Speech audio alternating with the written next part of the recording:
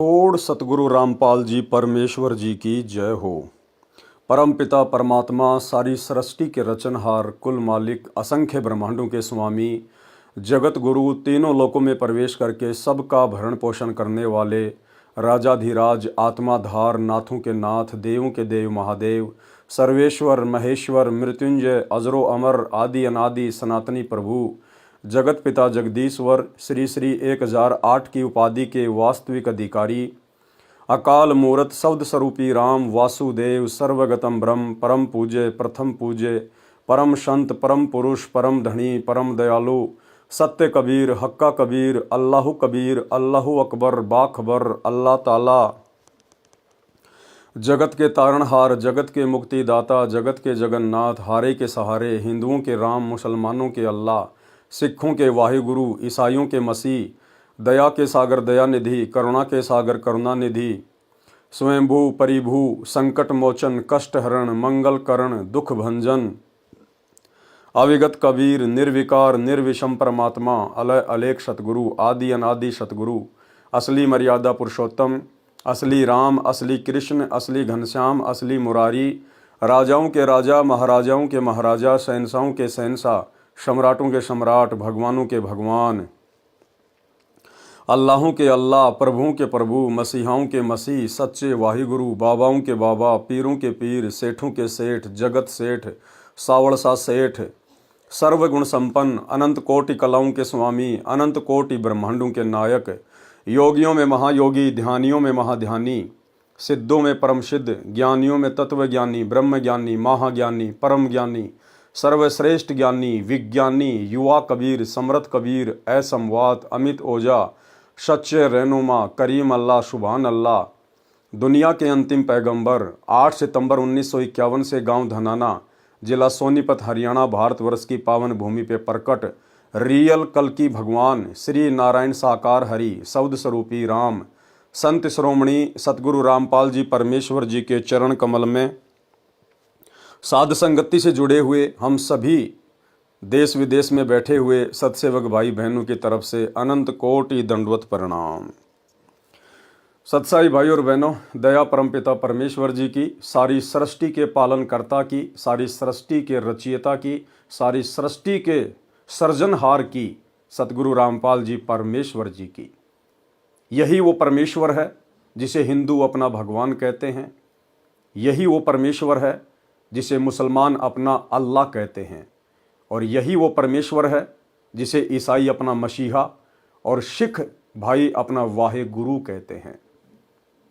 और जितने भी व्यक्ति जिनको भी अपना इष्ट मानकर पूजते हैं, माई मसाणी सेठ शीतला भैरव भूत हनुमंत या अन्य देवी देवता, उन देवी देवताओं के रूप में भी उन आत्माओं की रक्षा और सुरक्षा उनके संस्कार आधार से यही परमपिता परमेश्वर सतगुरु रामपाल जी भगवान करते हैं। तो आज आप और हमारा सौभाग्य है कि जिस समय वो परमात्मा इस कलयुग की बिचली पीढ़ी में 8 सितंबर 1951 के दिन सशरीर प्रकट हुए गांव धनाना जिला सोनीपत हरियाणा में, हम आम लोगों की चरम दृष्टि को धोखा देते हुए काल के साथ में आंख में चोली खेलते हुए एक माता के गर्भ से आने की लीला की। और आज परमेश्वर ने अपने तत्व ज्ञान से ये साबित कर दिया कि सतगुरु रामपाल जी के अलावा इस पूरी सृष्टि में अन्य कोई परमेश्वर नहीं है, अन्य कोई भगवान अल्लाह मौला नहीं है।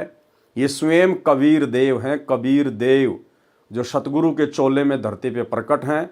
हम आत्माओं को अपना तत्व ज्ञान दे रहे हैं, हमारे आत्म कल्याण के लिए चिंतित हैं।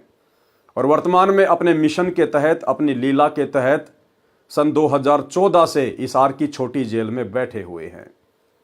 और समय आने पर, जो समय युग परिवर्तन का होगा, महाविनाश का होगा, जो समय 2028 निश्चित किया हुआ है भविष्य वक्ताओं ने भी और स्वयं पूर्ण परमेश्वर सतगुरु रामपाल जी ने भी अपनी ज्ञान गंगा पुस्तक में नास्त्रदमस की भविष्यवाणी में 2028 युग परिवर्तन का समय स्पष्ट रूप में लिखा हुआ है। तो उस समय भाई और बहनों, इसी परमेश्वर को, सतगुरु रामपाल जी को, जिन्हें दुनिया आज भूल बैठी है अपनी आध्यात्मिक अज्ञानता के चलते, इसी परमेश्वर को आने वाले युग परिवर्तन के समय में, जब हर प्रकार से देश दुनिया में त्राहिमाम मचा होगा, हर देश में युद्ध, गृह युद्ध, महायुद्ध जैसी स्थितियां, अन्य प्राकृतिक आपदाएं, बाढ़, भूकंप, अनावृष्टि, अतिवृष्टि, ओलावृष्टि, उस समय देश दुनिया के लीडर, देश दुनिया के नेता अपने आप को बचाने के लिए, अपने देश को बचाने के लिए, देशवासियों को बचाने के लिए इसी परमपिता परमेश्वर सतगुरु रामपाल जी के घुटनों में, इसी परमपिता परमेश्वर सतगुरु रामपाल जी के चरणों में अपने घुटने टेकेंगे और बाइज्जत अपने कंधों पर बैठाकर ढोल नगाड़े बजाते हुए स्वागत के साथ उन्हें हिसार जेल से बाहर लेके आएंगे। अन्यथा इस प्रकार से हिसार जेल में बैठे हुए सतगुरु रामपाल जी को ये दुनिया परमेश्वर के रूप में नहीं मानने वाली, नहीं जानने वाली। कुछ बड़ा होगा और इतना बड़ा होगा जो दुनिया वालों की कल्पना से बाहर है। उसके बाद किसी भी धर्म के मानने वाले को, आज चाहे वो कितना अपने आप में कट्टर बन के बैठा हो, सतगुरु रामपाल जी के अलावा दूसरा कोई परमात्मा, कोई भगवान, कोई गॉड, कोई अल्लाह, कोई वाहिगुरु दिखाई ही नहीं देगा। तो भाई और बहनों, आप और हमारा सौभाग्य है। दुनिया जिस कल की भगवान को यूट्यूब पर ढूंढ रही है, दुनिया भर के नकली कल की आए दिन अपने आप को कल की घोषित करते रहते हैं और यूट्यूब चैनल पर इंटरव्यू के दौरान अपनी बेइज्जती करवा करवा के अपने घर को लौट जाते हैं। वो रियल कल की भगवान स्वयं सतगुरु रामपाल जी हैं। स्वयं सतगुरु रामपाल जी कल की यानी कलयुग का भगवान, जो कलयुग में अपनी लीला दुनिया को स्पष्ट रूप से दिखाएगा, अपनी पहचान पूरे विश्व में स्पष्ट रूप से करवाएगा, जो इस देश और दुनिया से जाति और धर्म का नामो निशान मिटा देगा। केवल सबकी जाति एक ही होगी, जीव हमारी जाति है और मानव धर्म हमारा हिंदू, मुस्लिम, सिख, ईसाई धर्म नहीं कोई न्यारा, जो देश दुनिया की सरहदों को मिटा देगा। पूरे विश्व में जितने भी देश हैं, जितनी भी आर्मी लगी हुई है, ये परमेश्वर सारी सेना को वहां से हटवा देंगे, पूरे विश्व को एक कर देंगे। कोई किसी का दुश्मन नहीं होगा, कोई किसी का शत्रु नहीं होगा, कोई किसी की जमीन पर या देश पर किसी भी प्रकार का कोई आक्रमण नहीं करेगा, कब्जा नहीं करेगा। सभी को अपने परमपिता परमेश्वर का पता चल जाएगा। ये मनुष्य जन्म प्राप्त करने के मकसद का पता चल जाएगा कि ये मनुष्य जन्म हमें इन जमीन के टुकड़ों के लिए मार काट करने के लिए नहीं मिला। ये मनुष्य जन्म हमें मोक्ष प्राप्ति के लिए मिला है और मोक्ष प्राप्त करवाने वाला भगवान केवल सृष्टि में एक ही है, जो वर्तमान में हरियाणा में गांव धनाना, जिला सोनीपत में सतगुरु रामपाल जी के रूप में सशरीर प्रकट हैं। क्योंकि ये स्वयंभू परमात्मा है, ये किसी माँ के गर्भ से जन्म लेके नहीं आता। लीला ये परमात्मा कुछ भी कर सकता है, हम जीवात्माओं की चरम दृष्टि को धोखा देते हुए। लेकिन ये परमेश्वर था, परमेश्वर है और परमेश्वर रहेगा। तो आप और हम भाई बहनों का सौभाग्य, दुनिया जिसे ढूंढ रही है लेकिन आंखों के सामने है, पहचान नहीं रही, मान नहीं रही, और आप और हम भाई बहनों को उनकी शरण मिल चुकी है। हमें उस कल की भगवान की पहचान हो चुकी है।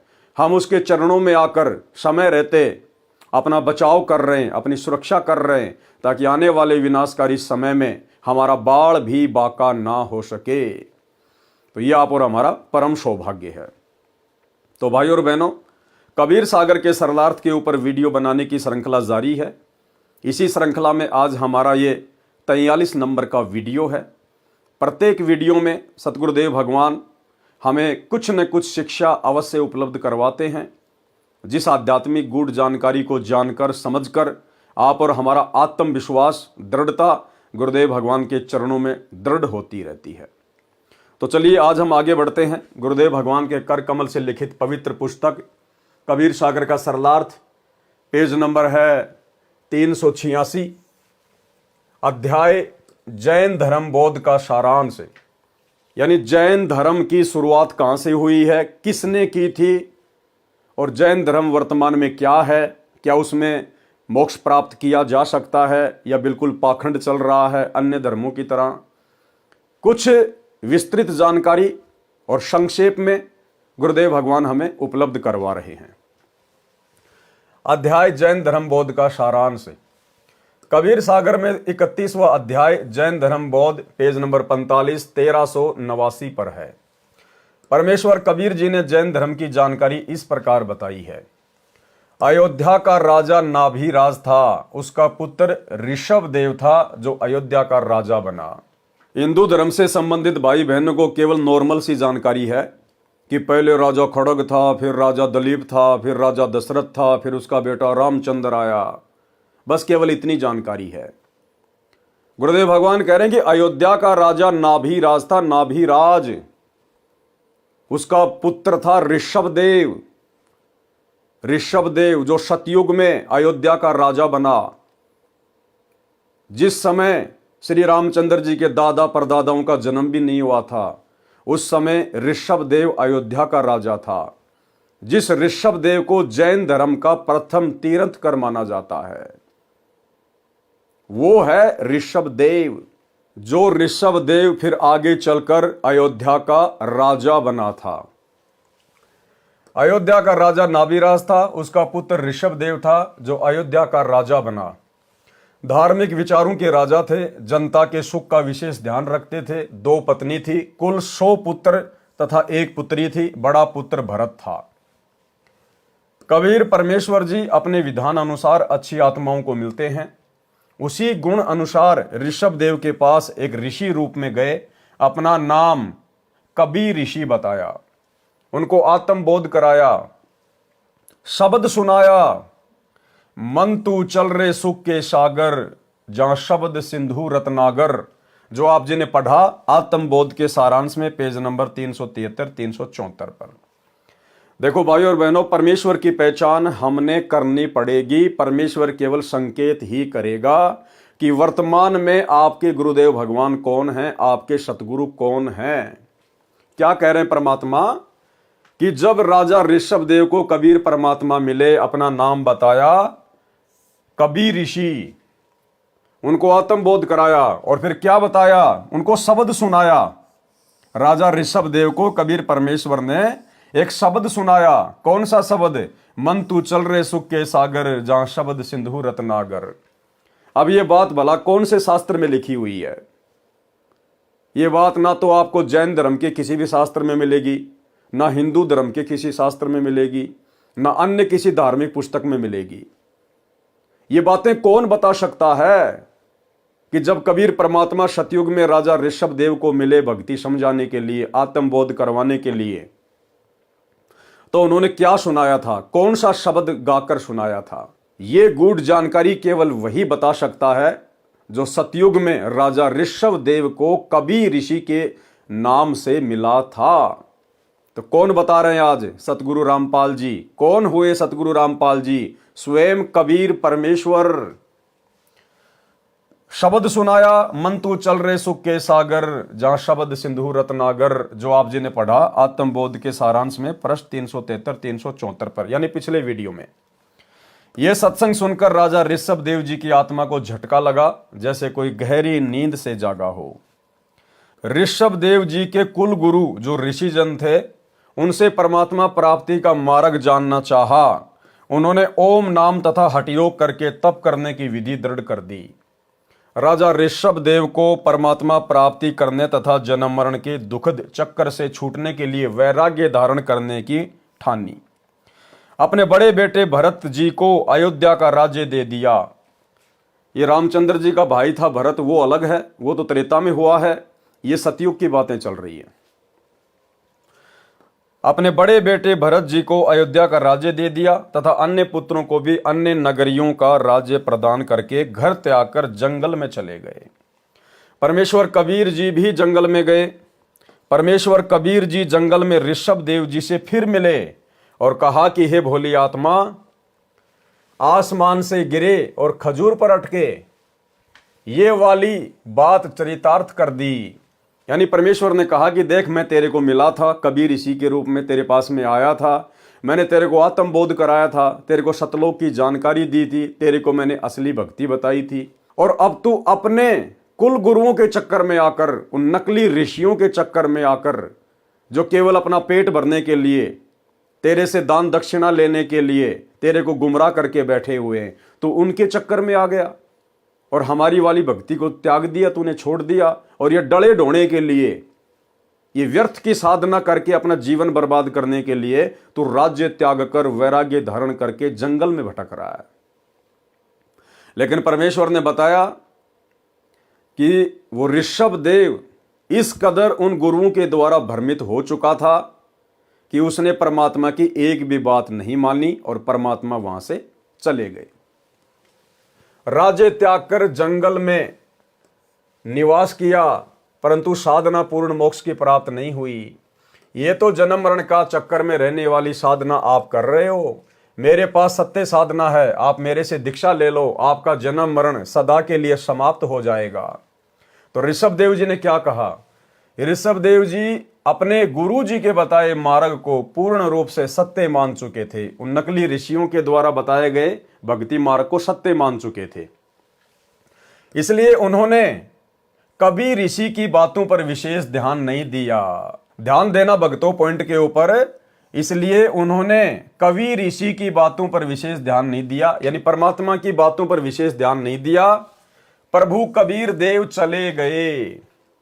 भाई और बहनों, ये नियम है परमात्मा का, क्योंकि काल के साथ परमेश्वर का एग्रीमेंट है, उनका वचन है। काल ने कहा था कि आप नीचे जाओगे, अपना ज्ञान प्रचार करोगे, आत्माओं को सतलोक की जानकारी दोगे, सत भक्ति बताओगे। हे प्रभु, जो आपके ज्ञान को स्वीकार करे, आप केवल उन्हीं को सतलोक लेकर जाना, और जो आपके ज्ञान को स्वीकार ना करे, आपकी मर्यादा में आके जो भक्ति ना निभाए, आपकी भक्ति को हल्के में ले, आपकी मर्यादाओं को तोड़े, आप उसको जबरदस्ती सतलोक ना लेकर जाना। तो परमेश्वर ने कहा तथास्तु, ऐसा ही करूंगा।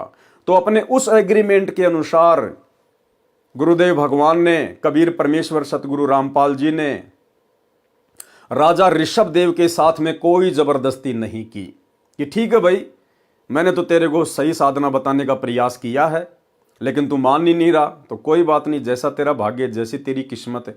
और कबीर देव वहां से चले गए। ठीक इसी प्रकार भाइयों और बहनों, वर्तमान में परमात्मा अपने भक्तों के साथ इस कलयुग की पिछली पीढ़ी में भी जबरदस्ती नहीं करेगा। सन 1994 से सतगुरु रामपाल जी परमेश्वर जी ने अपना यथार्थ 13वां कबीर पंथ शुरू करके और वर्तमान समय तक ठोक ठोक कर ज्ञान दे दिया है, कई बार रिवीजन भी करवा दिया है। अब यदि उनका कोई भगत उनकी मर्यादाओं को ठीक प्रकार से फॉलो नहीं करेगा, इस ज्ञान को हल्के में लेगा, भक्ति को सीरियस नहीं लेगा, बात बात पे मर्यादा तोड़ेगा, जैसे कि वर्तमान में गुरुदेव के कलयुगी परिवार के द्वारा, सतलोक आश्रम संचालकों के द्वारा, कोऑर्डिनेटरों के द्वारा आए दिन कुकर्म करके संगत की नित मर्यादा तोड़वाई जाती है। 2019 में बेचारे भगत समाज को कांग्रेस सरकार की गोद में बैठा दिया गया। बीजेपी का विरोध और कांग्रेस का समर्थन पूरे देश में जमकर संगत के कर्म फुड़वाए। वर्तमान 2024 में कांग्रेस को पीछे छोड़ दिया और बीजेपी सरकार की गोद में आ बैठे, भक्तों के जमकर कर्म फुड़वा रहे हैं, राजनेताओं की रैलियों में भेजकर उनका सपोर्ट करवाकर। धनाना गांव में अपने धनाना आश्रम को सही प्रकार से चलाने के लिए, ताकि गांव वाले विरोध ना करें, हमारा धार्मिक धंधा कहीं बंद ना हो जाए, धनाना गांव के बच्चों की फरमाइश पर भगत समाज के ज्योति पाठ और दान के पैसों से तकरीबन 1 करोड़ रुपए की लागत का बैडमिंटन का स्टेडियम बना दिया। जबकि सतगुरु रामपाल जी के तो यहां तक आदेश हैं, यदि कोई व्यक्ति ताश भी खेल रहा है तो ना ही आपने वहां बैठना है और ना ही आपने किसी प्रकार का कोई सहयोग करना है। बावजूद इसके संत रामपाल जी की मर्यादाओं की धज्जियां उड़ाते हुए उनके कलयुगी परिवार ने धनाना गांव में 1 करोड़ रुपए की लागत का बैडमिंटन का स्टेडियम बना दिया। धनाना आश्रम के अंदर 10 एकड़ जमीन में एक बहुत बड़ी हॉस्पिटल का काम शुरू कर दिया गया है, टोटल गुरुदेव के ज्ञान और विधान के विपरीत। और भी अन्य प्रकार से संगत की आए दिन मर्यादा तोड़वाई जा रही है। हरियाणा के गोहाना में एक जाट भवन का निर्माण कार्य चल रहा है। ऊपर का 5वां फ्लोर बनाने का पूरा जिम्मा सतगुरु रामपाल जी के बड़े बेटे वीरेंद्र पाल ने ले लिया, जिसमें तकरीबन 1 करोड़ रुपए की लागत लगेगी। भगत समाज के जमकर कुपात्रों को दान धर्म देकर कर्म फुड़वाए जा रहे हैं। तो भाई और बहनों, परमात्मा वर्तमान में कुछ नहीं बोलेगा। अगर आपने अपने गुरुदेव को भगवान मान लिया, परमात्मा मान लिया, तो परमात्मा अंतर्यामी होता है। हम रोज संध्या आरती में पढ़ते हैं लास्ट में, अंतर्यामी एक तुम आत्म के आधार, और जो तुम छोड़ो हाथ तो मोए कौन उतारे पार। तो हमारे गुरुदेव भगवान अंतर्यामी हैं, क्योंकि ये परमेश्वर हैं। इन्हें सब कुछ दिखाई दे रहा शीशे की तरह कि मेरी संगत में कौन मर्यादा तोड़ रहा है और कौन मेरे वचनों पर चल रहा है। लेकिन ये परमेश्वर एक आम संत की लीला करते हुए जैसे उन्हें कुछ पता ही नहीं है, जैसा उनको हिसार जेल में जाकर बताया जाता वे वैसा ही करते हैं, वे वैसा ही जवाब देते हैं। और परमेश्वर कुछ नहीं कह रहा अपने परिवार को, किसी भी प्रकार की उन्हें डांट नहीं मार रहा, उन्हें कोई भला बुरा नहीं कह रहा। हाँ, बीच बीच में हिसार जेल से आने वाले सत्संगों में इनकी नालायकियों का, इनके मनमाने आचरण का, इनकी बकवादों का वे संगत को समझाने की दृष्टि से संकेत अवश्य करते हैं। जैसा कि ऑडियो नंबर 67 में सतगुरु रामपाल जी ने स्पष्ट कर दिया कि आश्रम से जुड़े हुए भगत बिल्कुल भी मर्यादा में नहीं है, जगत वालों से भी गए गुजरे हैं, जगत वालों से भी गए गुजरे, अपनी गुरु बहनों को भी नहीं छोड़ रहे, उनके साथ में भी घटिया हरकतें, गंदी हरकतें कर रहे हैं। और स्पष्ट कर दिया गुरुदेव ने कि तुम पक्के काल के एजेंट बन चुके हो, पक्के काल के एजेंट। ये 2 मिनट की ऑडियो सुन लीजिए। विचार करना होगा कि हम कौन है, कहां से आए। आपस में खेचातानी रखते हो अभी भी भगत हो गए। अच्छे इंसान तो जगत वाले बिना करते ऐसा जैसे भगत कर रहे हैं। अच्छे इंसान तो जगत वाले बिना करते ऐसा जैसे भगत कर रहे हैं। अच्छे इंसान तो जगत वाले बिना करते ऐसा जैसे भगत कर रहे हैं। किसी को छोटी सी सेवा दे देते, कोऑर्डिनेटर बना दिया, उन्होंने सोचा मैं खुदा बन गया। और इतना शिक्षा तो पड़े, मजदूर बनो सीखो, मजदूर। और कई देखा है कि कोऑर्डिनेटर या जिसकी जो भी व्यवस्था लगाई जाती है वो व्यवहार भी ठीक नहीं करते, धमकान लग जाते, पुरकान लग जाते। और कुछ ऐसी भी शिकायतें आई हैं जो बहन बेटियों के साथ गलत मैसेज भी डालते। तो वो दुष्ट लोग ना तो कोऑर्डिनेटर के योग्य है, ना वो भगत के योग्य। और कुछ ऐसी भी शिकायतें आई हैं जो बहन बेटियों के साथ गलत मैसेज भी डालते। तो वो दुष्ट लोग ना तो कोऑर्डिनेटर के योग्य है, ना वो भगत के योग्य। और कुछ ऐसी भी शिकायतें आई हैं जो बहन बेटियों के साथ गलत मैसेज भी डालते हैं। तो वो दुष्ट लोग ना तो कोऑर्डिनेटर के योग्य है, ना वो भगत के योग्य। तो ऐसा तो संगत माई कुसंगत उपजेगी, और ऐसी कुसंगत होगी फिर हम रखेंगे नहीं उसको खेत में। किसान उस कुबाड़ को पाड़ कर खेत से बाहर फेंक देता है, तो उसको आप मिशन से निकाल दिया जाया करेगा। सुधर जाओ, एक के नहीं सुनी जाया करती, दिशाओं शिक्षा दी जाती है, अमल कर लो इन पे। कर्म बतेरे फोड़ लिए, इस ज्ञान का असर क्या हुआ। थोड़ा सा सुख होते फिर पक्के एजेंट काल के बन जाते हैं, बकवाद वही करनी, भगवान से दूर हो जाएगा। थोड़ा सा सुख होते फिर पक्के एजेंट काल के बन जाते हैं, बकवाद वही करनी, भगवान से दूर हो जाएगा। थोड़ा सा सुख होते फिर पक्के एजेंट काल के बन जाते हैं, बकवाद वही करनी, भगवान से दूर हो जाएगा। तो भाई और बहनों, कहने का मतलब है अंतर्यामी परमात्मा सब कुछ देख रहा है, लेकिन 2014 बरवाला कांड के बाद से ये भक्तों की परीक्षा का समय चल रहा है। परमात्मा अपनी तरफ से कुछ भी नहीं कहेगा। जो जैसा वर्तमान में बीज बोएगा, उनके ज्ञान को जिसने जैसा समझा होगा, आने वाले समय में वो भगत वैसी ही अपने कर्मों की फसल काटेगा। इसलिए उन्होंने कबीर ऋषि की बातों पर विशेष ध्यान नहीं दिया। प्रभु कबीर देव चले गए। राजा ऋषभ देव जी पहले 1 वर्ष तक निराहार रहे, फिर 1000 वर्ष तक हठ योग तप किया। उसके पश्चात दीक्षा देने लगे।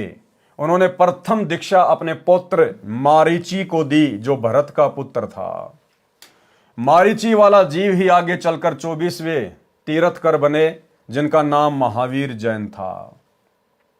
यानी राजा ऋषभदेव का पुत्र था भरत, और भरत का जो बेटा था मारीच, वही आत्मा इस कलयुग में आगे चलकर जैन समाज के जो 24वें तीर्थंकर हैं महावीर जैन, वो बने। मारीच वाला जीव ही आगे चलकर 24वें तीर्थंकर बने, जिनका नाम महावीर जैन था। राजा ऋषभदेव जी यानी प्रथम तीर्थंकर जैन धर्म के प्रवर्तक से दीक्षा प्राप्त करने के पश्चात मारीची जी वाला जीव 60 करोड़ बार गधा बना।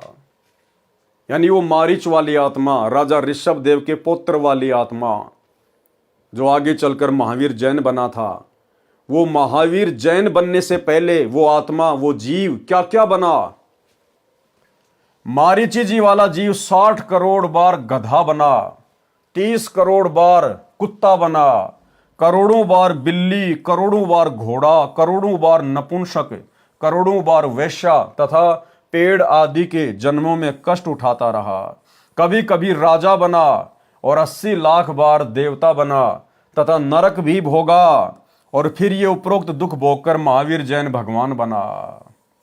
महावीर जैन की आत्मा क्या क्या बनी, ये जैन समाज के भाई और बहनों को विचार करना चाहिए। जिसे आप अपना भगवान मान के पूज रहे हो, अपना तीर्थंकर मान के पूज रहे हो, जिनकी साधना करने से आप अपने आप को मोक्ष प्राप्त मान रहे हो। अरे मारीची वाली आत्मा को किसने नाम दिया था? राजा ऋषभदेव ने। और आगे देखना राजा ऋषभदेव की कैसे दुर्गति से मौत हुई, जलकर मौत हुई, जलकर। अंत में वो इस कदर वैराग्य में आ गया था, उसने कपड़े पहनने भी छोड़ दिए, नंगा घूमा करता था, नंगा।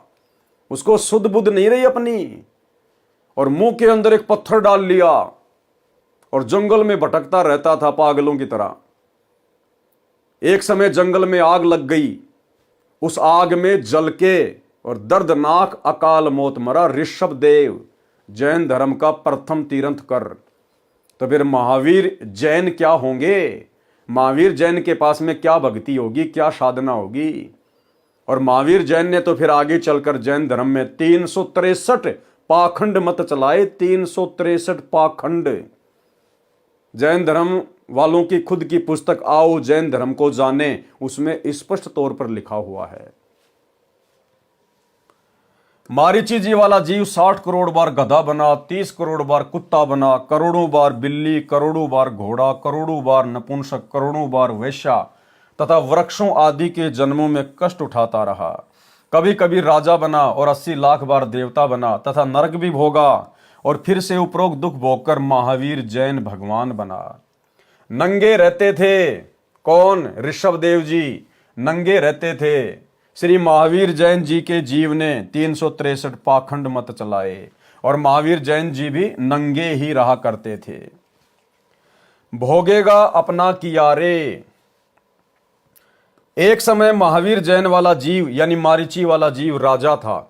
अब गुरुदेव भगवान हमें महावीर जैन का एक जीवन बता रहे हैं कि भगवान महावीर बनने से पहले वो एक राजा था। और ध्यान से सुनिए भाई और बहनों, ये कथा हमें बहुत गहरी शिक्षा देगी। हमने किसी का भी अहित नहीं सोचना है, हमने किसी के साथ भी बदतमीजी नहीं करनी, जबरदस्ती नहीं करनी, मन में भी किसी के प्रति हमने बुरा नहीं सोचना है। हाँ, जो सत्य है वो डंके की चोट पर कहेंगे, विदुर की तरह कहेंगे, भले थप्पड़ लगे लेकिन परमात्मा का थप्पड़ पड़ने से बच जाएंगे। एक समय महावीर जैन वाला जीव यानी मारीची वाला जीव राजा था। उसका एक विशेष नौकर था। राजा का मनोरंजन करने के लिए एक वाद्य यंत्र बजाने वाली पार्टी होती थी। राजा धुन सुनते सुनते सो जाता तो वह तान यानी वो धुन बंद कर दी जाती थी। राजा अपने महल में पलंग पर लेटा लेटा धुन सुना करता। अपने नौकर को कह रखा था कि जब मुझे नींद आ जाए तो बाजा बंद करा देना। एक दिन नौकर आनंद मगन होकर धुन सुनने में लीन हो गया। उसको पता ही नहीं चला कि राजा कब सो गए। शोर से राजा की निंद्रा भंग हो गई। राजा जब उठा तो मंडली बाजा बजा रही थी।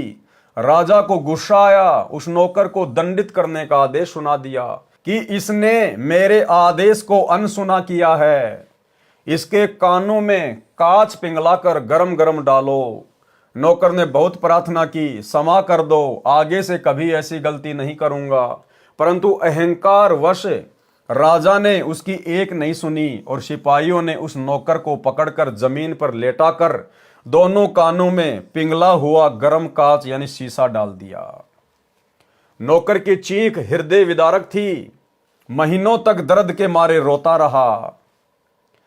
उसके बाद समय आने पर राजा का देहांत हुआ, यानी महावीर जिस जन्म में राजा था, समय आने पर फिर वो राजा वाला शरीर भी छूट गया, यानी राजा भी मरा। समय आने पर राजा का देहांत हुआ। फिर वही जीव, यानी वही महावीर जैन वाली आत्मा, फिर वही जीव महावीर जैन रूप में जन्मा। घर त्याग कर जंगल में साधना करने लगा। उसी क्षेत्र में एक व्यक्ति अपनी गायों को घास चराने ले जाता था। दोनों में मित्रता हो गई। वह व्यक्ति गांव से भोजन ले आता था, महावीर जी को खिलाता था। एक दिन उस गोपाल को किसी कार्यवश घर जाना पड़ा, तो उसने साधक से कहा, यानी महावीर जैन से कहा कि मेरे को गांव जाकर आना है, आप मेरी गायों का ध्यान रखना, कहीं गुम ना हो जाए। महावीर जी ने आश्वासन दिया कि आप निश्चिंत होकर जाओ, मैं ध्यान रखूंगा। महावीर जी साधना करने लगे, उनको ध्यान नहीं रहा। गायें दूर जंगल में चली गई। जब वह ग्वाला आया और साधक से पूछा कि मेरी गायें कहाँ हैं, तो साधक निरुत्तर हो गए और कारण बताया कि मैं साधना में लगा था और ध्यान नहीं रहा। ग्वाले को पता था कि गायें जंगल में गहरा जाने के पश्चात जीवित नहीं बचती, क्योंकि वहां शेर, चीते आदि खूंखार जानवर बहुत संख्या में रहते थे। अपने धन की हानि का कारण साधक को मानकर, यानी महावीर जैन को मानकर, बांस की लाठी को तोड़कर उससे पतली पतली दो टुकड़ी 2 इंच लंबी लेकर साधक को पकड़कर, यानी महावीर जैन को पकड़कर बलपूर्वक जबरदस्ती धरती के ऊपर गिराकर दोनों कानों में वे टुकड़ी ठोककर अंदर तोड़ दी। भाइयों और बहनों, वो ग्वाला वही नौकर था जिस नौकर के कानों में गरम गरम शीशा पिघलाकर, और महावीर जैन ने जब वो राजा था एक जन्म में, उस नौकर के कानों में डलवाया था। परमात्मा कहते हैं, बदला कहीं ने जात है 3 लोक के माही। तुमने उस दरगाह का महल नहीं देखा, धर्मराज के तिल तिल का लेखा। साधक बुरी तरह से चिल्लाता रहा, महावीर जैन बुरी तरह से चिल्लाता रहा। वह ग्वाला चला गया, फिर उधर कभी नहीं गया। 1 महीने के पश्चात दैव योग से एक वैद्य किसी औषधि की खोज करता करता गया, तो महावीर जैन की पीड़ा का पता चला। अब भाइयों और बहनों, वो दैव योग क्या था? स्वयं कबीर परमात्मा सतगुरु रामपाल जी, क्योंकि परमात्मा चाहने वाली आत्मा ही इस प्रकार की भक्ति करती हैं, तप करती हैं, जब तक उनको सत्य ज्ञान नहीं होता। तो अपनी आत्माओं की पीड़ा, उनका दर्द स्वयं कबीर परमात्मा ही सुनता है, वही परमेश्वर महसूस करता है। तो कबीर परमेश्वर सतगुरु रामपाल जी एक वैद्य का रूप बनाकर और जंगल में जड़ी बूटियां लेने के बहाने उस महावीर जैन के पास में पहुंच गए, और परमेश्वर ने उसकी वो लकड़ियां जो कानों में फंसा रखी थी, तोड़ रखी थी, परमेश्वर ने वो लकड़ियां निकाली, दवाइयां लगाई, औषधि लगाई, तब कहीं जाकर महावीर जैन धीरे धीरे धीरे धीरे ठीक हुआ। 1 महीने के पश्चात दैव योग से एक वैद्य किसी औषधि की खोज करता करता गया, तो महावीर जैन की पीड़ा का पता चला।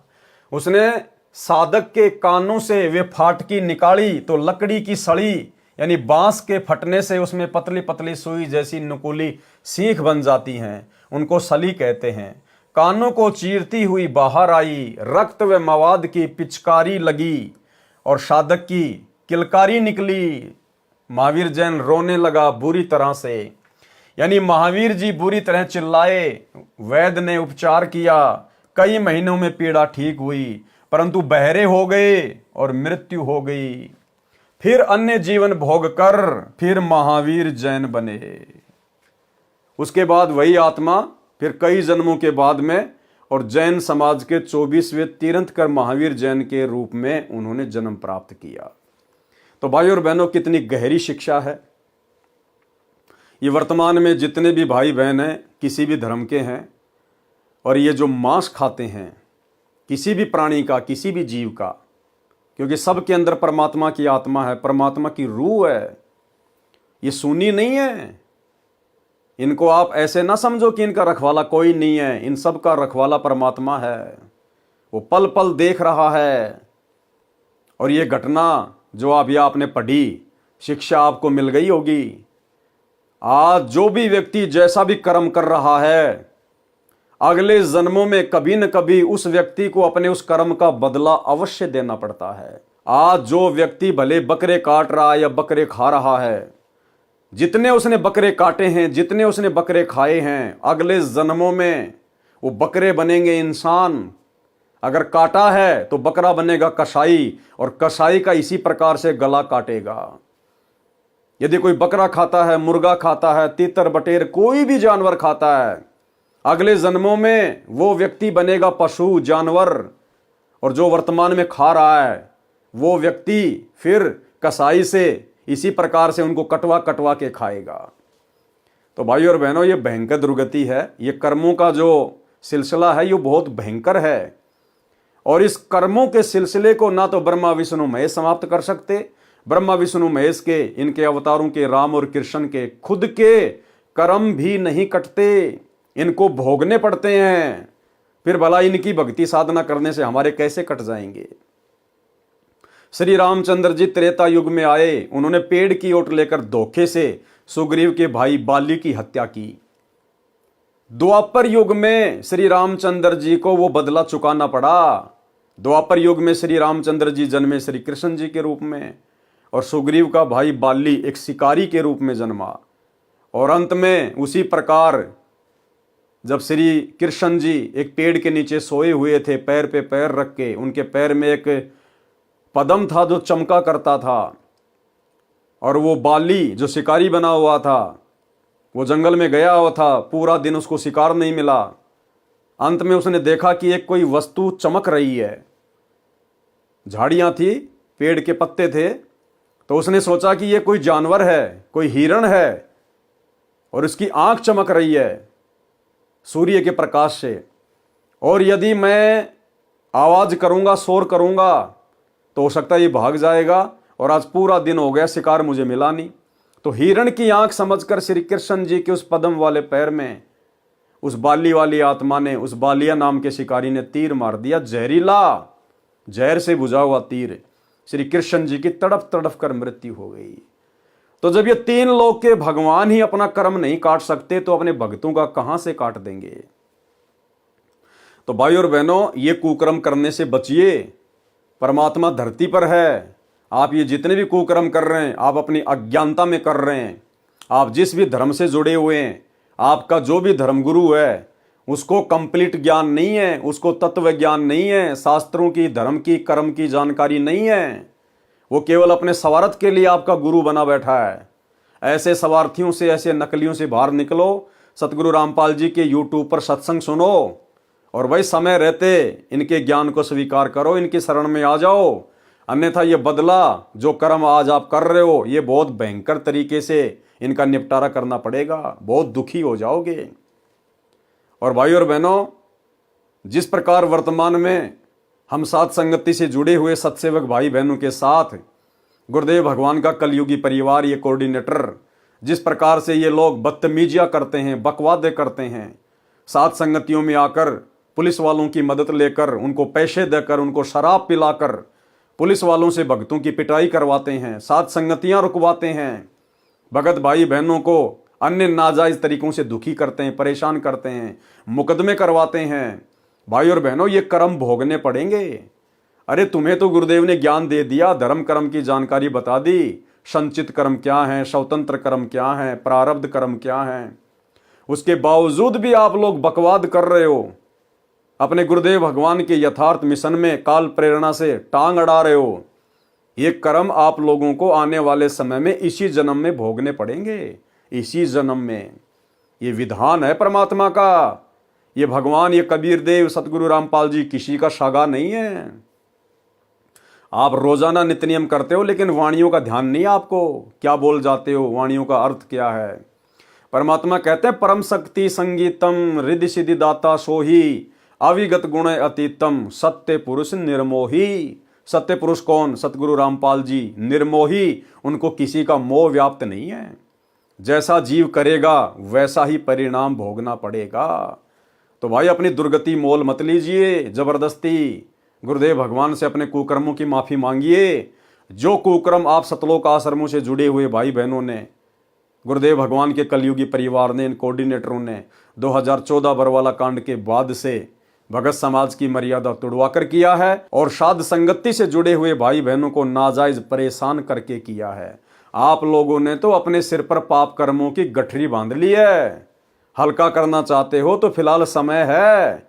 गुरुदेव भगवान से क्षमा याचना मांग लो। इन बकवादों से दूर हट जाओ, इन आश्रमों से दूर हट जाओ। साथ संगति से जुड़कर ज्ञान को आधार बनाकर, गुरु को भगवान बनाकर और घर को आश्रम बनाकर भक्ति कर दो, वरना दुर्गति तुम्हारे दरवाजे पर दस्तक दे चुकी है। महावीर जैन जी ने 363 पाखंड मत चलाए, यानी मनमाना आचरण। महावीर स्वामी ने जो भक्ति बताई, जो आज वर्तमान में पूरा जैन समाज कर रहा है, उस भक्ति का किसी भी शास्त्र से कोई मेल नहीं है, केवल पाखंड है, पाखंड मत। महावीर जैन जी ने 363 पाखंड मत चलाए और खुद जैन धर्म की पुस्तक आओ जैन धर्म को जाने, उसमें स्पष्ट तौर पर लिखा हुआ है कि महावीर जैन ने 363 पाखंड मत चलाए। जो वर्तमान में जैन धर्म में पाखंड मत वाली साधना चल रही है, इस कथा से शिक्षा मिलती है। देखो क्या कह रहे हैं गुरुदेव भगवान, इस कथा से शिक्षा मिलती है जो अपनी शक्ति का दुरुपयोग करके किसी को तंग करता है तो उसका बदला भी उसको कभी न कभी देना पड़ता है। तो भाई सतलोक आश्रम मैनेजमेंट हरियाणा ने अपनी शक्ति का नाजायज दुरुपयोग किया है, सत्सेवकों को दुखी करके, मार पिटाई करके, मुकदमे लगवा के। भाई भोगना पड़ेगा, ये परमात्मा का विधान है। इसलिए कभी अपनी शक्ति का दुरुपयोग ना करें। अब ऋषभ देव जी की कथा सुनाता हूं। ऋषभ देव निवस्त्र रहने लगे, नंगे होकर जंगल में घूमने लगे ऋषभ देव, क्योंकि उनको अपनी स्थिति का ज्ञान नहीं था। वे परमात्मा के वैराग्य में इतने मस्त थे कि उनको ध्यान ही नहीं था कि वे नंगे हैं। उनका ध्यान परमात्मा में रहता था। यानी जैसा भी उसके नकली गुरुओं ने साधना बता रखी थी, ओम नाम का जाप करो, परमात्मा निराकार है, ध्यान लगाओ, तप करो, ज्योति दिखाई देगी, वही भगवान है, वो उसी में मस्त हो गया, काललोक की भक्ति में, नरक वाली भक्ति में। वर्तमान में जैनी महात्माओं ने वह नकल कर ली और नंगे रहने लगे। ये मात्र परंपरा का निर्वाह है। ये जैन समाज में जो लोग नंगे रहकर साधना करते हैं, जो इनके साधु हैं, ये वहां से ये रोग लगा है। अरे वो ऋषभ देव तो नंगा इसलिए रहता था क्योंकि वो तो एक प्रकार से पागल हो चुका था। वो तो काल की भक्ति के ऊपर आसक्त हो चुका था। उसको अपनी कोई शुद्ध बुद्धि नहीं थी, इसलिए वो नंगा होके घूम रहा था। अपनी तरफ से नहीं, उसको पता ही नहीं था कि मैंने कपड़े पहन रखे हैं कि नहीं पहन रखे हैं। जैसे एक पागल व्यक्ति की स्थिति हो जाती है।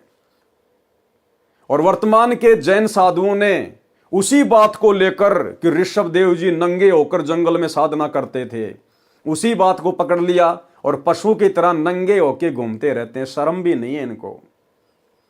अरे अगर नंगे रहकर ही भगवान प्राप्ति होती है तो मेरे भाई ये जितने भी जानवर हैं, ये तो कभी जिंदगी में कपड़े पहनते ही नहीं। अरे तुम जैन धर्म के साधु महात्मा कम से कम अपने गुप्तांग के आगे वो पांख वगैरह तो कर लेते हो, वो चवर वगैरह तो तुम जो है लगा लेते हो। ये जानवर तो कुछ नहीं करते, ये तो पैदाइशी नंगे हैं। तो ये तो तुमसे पहले मोक्ष प्राप्त करेंगे। अगर नंगा रहकर फिरने से ही भगवान मिलता है तो भाई ये पाखंड है, पाखंड, मनमाना आचरण है।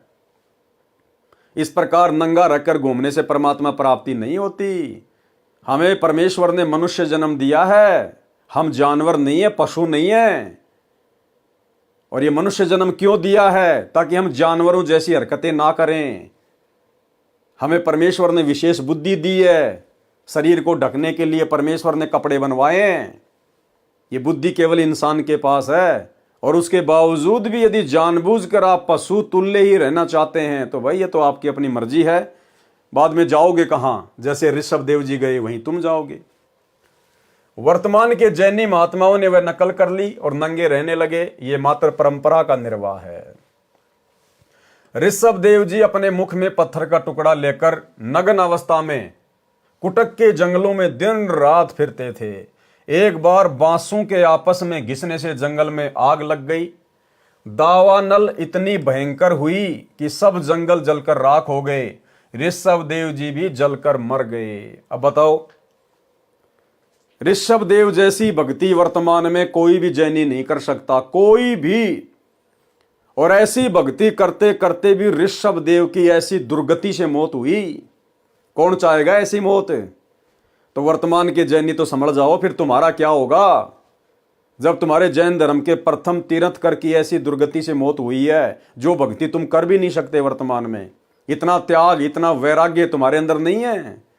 और जब ऋषभ देव की ऐसी दुर्गति से मौत हुई अंत में जलकर, तो सोचो वर्तमान का जैन समाज कहां जाएगा, जो महावीर जैन के द्वारा चलाए गए 363 पाखंड मत के आधार से भक्ति कर रहा है।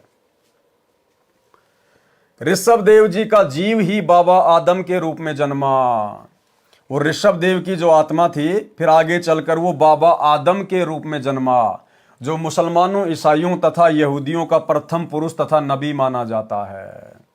यानी ऋषभ देव की आत्मा ही फिर आगे चलकर बाबा आदम के रूप में जन्मी। बाबा आदम के रूप में मुसलमान और ईसाई जिसे अपना बाप कहते हैं, जिसे प्रथम पुरुष कहते हैं, सभी इंसानों का बाप कहते हैं। तो भाई बाबा आदम की आत्मा उससे पहले तो ऋषभ देव के शरीर में थी। और ऋषभ देव के शरीर से पहले ना जाने गधे के शरीर में भी थी, कुत्ते के शरीर में भी थी। क्योंकि बिना सतभक्ति के तो 84 लाख योनियां ना जाने हमने कितनी बार भोग ली, कितनी बार हमने काट ली है। तो भाई ये जो जीवन चक्र है ये ना जाने कितने अरबों खरबों युगों से चलता हुआ आ रहा है, जब से हम सतलोक से बिछुड़ कर आए हैं। तो भाई इस चक्कर से बाहर निकलो, यथार्थ ज्ञान से परिचित हो जाओ। सतगुरु रामपाल जी के यूट्यूब पर सत्संग सुनना शुरू कर दो। अपनी दुर्गति करवाने से बचो, आने वाला समय बहुत भयंकर है। त्राइमाम मचेगी। जब ऋषभ देव जी अपने आप को नहीं बचा पाए तो भाई वर्तमान के जैनी अपने आप को कहां से बचा लेंगे? समझो, अभी समय है, धरती पे परमात्मा है। ऋषभ देव जी का जीव ही बाबा आदम के रूप में जन्मा, जो मुसलमानों, ईसाइयों तथा यहूदियों का प्रथम पुरुष तथा नबी माना जाता है। जैन धर्म में 2 प्रकार के साधु हैं। नंबर 1 बिल्कुल नंगे रहते हैं, जो पूर्व के महापुरुषों की नकल कर रहे हैं, यानी ऋषभ देव की जो नकल कर रहे हैं। जैन धर्म की स्त्री, पुरुष, युवा, लड़के, लड़कियां, बच्चे, वृद्ध सब उन नंगे साधुओं की पूजा करते हैं। अब भाई और बहनों, विचार करने की बात है। जो जैन धर्म से जुड़े हुए भाई बहन हैं उनको विचार करना चाहिए। आपके जैन धर्म में जितने भी नंगे साधु महात्मा हैं वो नंगे होकर क्यों फिर रहे हैं? क्यों इतनी परेशानियां उठा रहे हैं? अपने मोक्ष के लिए, अपनी आत्मा के कल्याण के लिए। इसीलिए तो वो इतना तप करते हैं, नंगे रहते हैं, ऐसी साधना कर रहे हैं। यानी जैन धर्म में उन साधुओं की तरह नंगा होकर आजीवन रहने से ही मोक्ष प्राप्त किया जा सकता है, आत्मा का कल्याण करवाया जा सकता है।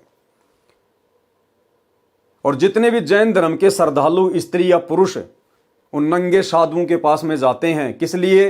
अपनी आत्मा के कल्याण के लिए, अपना मोक्ष करवाने के लिए। तो भाइयों, तुम्हारा मोक्ष हो कैसे जाएगा? अरे जब तुम्हारे गुरु, तुम्हारे साधु संत अपने मोक्ष के लिए नंगे होकर इतनी घोर तपस्या कर रहे हैं, ऐसी साधना कर रहे हैं, क्योंकि उनके अनुसार तो इसी प्रकार से मोक्ष प्राप्त किया जा सकता है।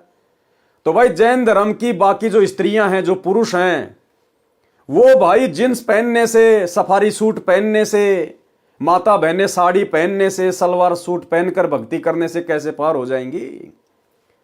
अगर जैन धर्म के उन भक्तों को भी मोक्ष प्राप्त करना है तो भाई अपने साधु संतों की तरह नंगा होके रहना पड़ेगा, नंगा होके। अन्यथा ना तो वो स्त्रियां मोक्ष प्राप्त कर सकती हैं, जो पूरे शरीर पर कपड़े पहनती हैं, ना जैन धर्म के व्यक्ति मोक्ष प्राप्त कर सकते हैं जो पूरे कपड़े पहनते हैं। क्योंकि तुम्हारे गुरु नंगे किस लिए रहते हैं? पूर्ण मोक्ष प्राप्त करने के लिए, ताकि दोबारा से जन्म मरण में ना आना पड़े, गधे कुत्ते सुअर ना बनना पड़े। तो भाई तुम लोग फिर कपड़े पहन के और उन साधुओं की सेवा करके तुम कैसे मोक्ष प्राप्त कर लोगे? अरे विधि तो वही अपनानी पड़ेगी। अगर गुरु के पेट में दर्द है और गोली खाने से ठीक हुआ है, तो भाई चेले और चेलियों को भी गोली खानी पड़ेगी जब पेट में दर्द होगा।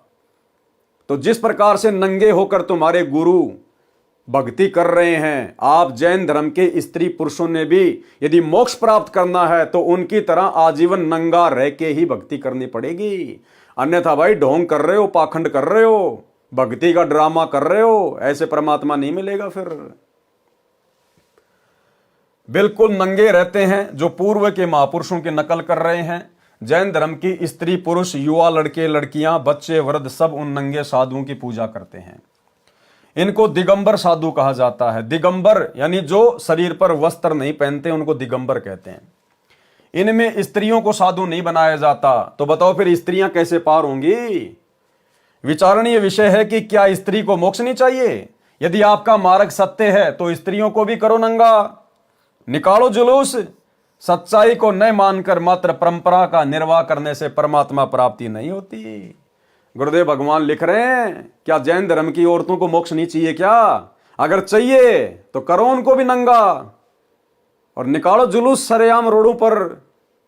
क्योंकि तुम्हारे गुरु भी नंगे होके घूम रहे मोक्ष के लिए, तो जो साधना गुरु कर रहा है चेले चेलों ने भी तो वैसी करनी पड़ेगी। तो परमात्मा कह रहे हैं भैया फिर जैन धर्म की स्त्री और पुरुष सभी नंगे होकर और इसी प्रकार से चलो, ऐसी साधना करो जैसे तुम्हारे वो नंगे गुरु कर रहे हैं। दूसरे नंबर के जो साधु होते हैं जैन धर्म में वो हैं श्वेतांबर। दूसरे साधु श्वेतांबर हैं। वे सफेद वस्त्र, मुख पर कपड़े की पट्टी रखते हैं। इसमें स्त्रियां भी साधु हैं क्योंकि उनको कपड़े पहनने की छूट है, इसलिए औरतें भी साधु बन गई। अगर श्वेतांबर पंथ में कपड़े पहनने की छूट नहीं होती तो औरतें कभी भी साधु नहीं बनती। तो ये तो देखा देखी है, मनमाना आचरण है, पाखंड चल रहा है। मारीची जी के जीव ने प्रथम तिरंत कर ऋषभ देव जी से दीक्षा लेकर साधना की थी। जो ऋषभ देव जी की बताई साधना विधि थी, उसके परिणाम स्वरूप गधा, कुत्ता, घोड़ा, बिल्ली, धोबी, वैश्या का जीवन भोगा और स्वर्ग नरक में भटके। फिर महावीर जैन बने। महावीर जैन ने तो किसी से दीक्षा भी नहीं ली थी, यानी गुरु ही नहीं बनाया था महावीर जैन ने। उन्होंने तो मनमाना आचरण करके साधना की, जिसको गीता अध्याय 16 श्लोक 23-24 में व्यर्थ बताया है। कबीर जी ने कहा है कि गुरु बिन माला फेरते, गुरु बिन देते दान, और गुरु बिन दोनों निष्फल है। भाई पूछो वेद पुराण। इसी कारण से महावीर जी का मोक्ष संभव नहीं है। महावीर जी ने अपने अनुभव से 363 पाखंड मत चलाए जो वर्तमान में जैन धर्म में प्रचलित है। 363 प्रकार के पाखंड मत, यानी 363 प्रकार की उल्टी सीधी साधना भक्ति वर्तमान के जैनियों को बताकर वे चले गए। तो भाई वर्तमान का जैन समाज तो पूरी तरह से पाखंड के ऊपर बैठा हुआ, पाखंड के ऊपर। इस साधना से तुम्हारा 7 जन्म भी मोक्ष नहीं हो सकता। और भाई और बहनों, वर्तमान में महावीर जैन की नकल कर रहा है सतलोक आश्रम मैनेजमेंट हरियाणा। सतगुरु रामपाल जी के बेटा बेटी, भाई बंधु, रिश्तेदार, आश्रमों से जुड़े हुए कोऑर्डिनेटर क्या कह रहे हैं गुरुदेव? महावीर जी ने अपने अनुभव से, यानी जैसा भी उनको अनुभव हुआ, जो भी उनके अंदर काल प्रेरणा से विचार उत्पन्न हुए, महावीर जी ने अपने अनुभव से 363 पाखंड मत चलाए जो वर्तमान में जैन धर्म में प्रचलित हैं। सतगुरु रामपाल जी परमेश्वर जी के द्वारा पिछले 27 वर्षों से इतना अनमोल ज्ञान देने के बाद, इतना निर्मल ज्ञान देने के बाद दाना दाना गिना दिया उन्होंने। मोक्ष क्या है, मर्यादा क्या है, भक्ति क्या है, कर्म कुकर्म क्या है, लाभ हानि क्या होती है, सावधानियां क्या हैं। उसके बावजूद भी 2014 में उनके जेल जाने के बाद उनके कलयुगी परिवार ने, उनके बेटा बेटियों ने, इन कोऑर्डिनेटरों ने संगत में ना जाने सैकड़ों प्रकार के पाखंड मत चला दिए, सैकड़ों प्रकार के पाखंड मत। 2019 में कांग्रेस का समर्थन, कांग्रेस को वोट डलवा दिए। वर्तमान 24 में बीजेपी का समर्थन, बीजेपी को वोट डलवा दिए। धनाना गांव में 1 करोड़ रुपए की लागत से बैडमिंटन का स्टेडियम बना दिया। सतलोक आश्रम धनाना में 10 एकड़ जमीन में हॉस्पिटल का काम शुरू कर दिया। धनाना गांव वालों के लिए कबड्डी के मैच करवाए जाते हैं। गुरुदेव का बड़ा लड़का 31 हजार रुपये ट्रॉफी में देता है। धनाना गांव वालों के लिए फ्री में एम्बुलेंस चला दी। धनाना गांव वालों के लिए फ्री में बसें चला दी। रोडें बनाई जा रही है भक्तों को मजदूर बना के। गोहाना जाट भवन निर्माण कार्य में 1 करोड़ रुपए का सहयोग किया जा रहा है। ऊपर का पूरा धर्मशाला का फ्लोर बनाया जा रहा है। धनाना आश्रम के अंदर और अन्य आश्रमों के अंदर मिट्टी के गधे बना दिए, बैल बना दिए, गायें बना दी। कबीर जी का झोपड़ा बना दिया। मिट्टी खोद खोद के जेसीपी से पहाड़ बना दिए। जुलाहों का कुआं बना दिया।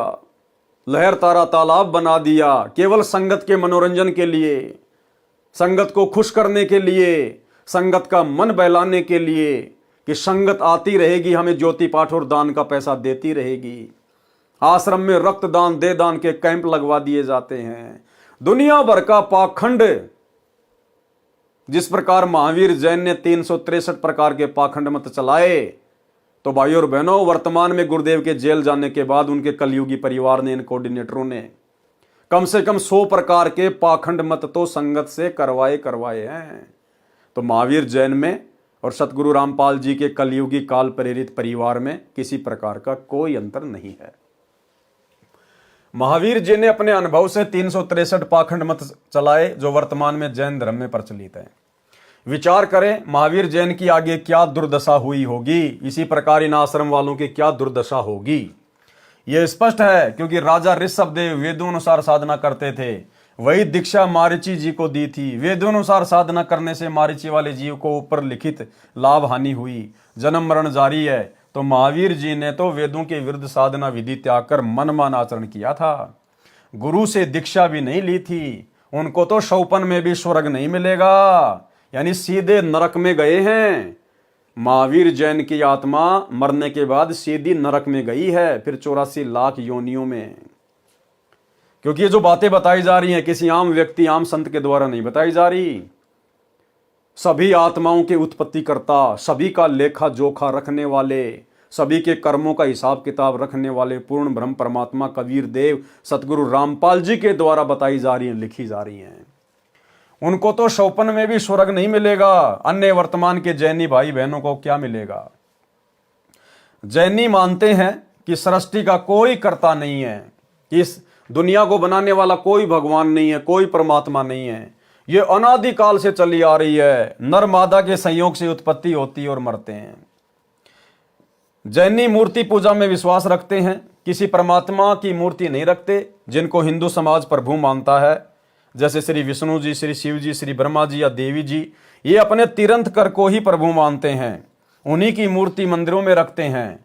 ओम मंत्र का स्वरूप तथा उच्चारण बिगाड़ कर ओंकार को रणोकार बनाकर जाप करते हैं। जो स्त्री या पुरुष श्वेतांबरों से दीक्षा लेता है, उनके सिर तथा दाढ़ी के बाल हाथों से नोच नोच कर उखाड़ते हैं। हाँ बताओ, वैसे बाल खींच खींच के पाड़ने से भगवान मिलता है क्या? कौन से शास्त्र में लिखा हुआ है? अरे ऋषभदेव जो था वो तो एक प्रकार से पागल हो गया था। उसको तो वैराग्य हो गया था। उसको शुद्ध बुद्धि नहीं थी अपनी। नंगा होके घूमता था, अपने बाल वगैरह नोचता था, पाड़ता था, जैसे कोई पागल व्यक्ति ऐसी हरकतें करता है।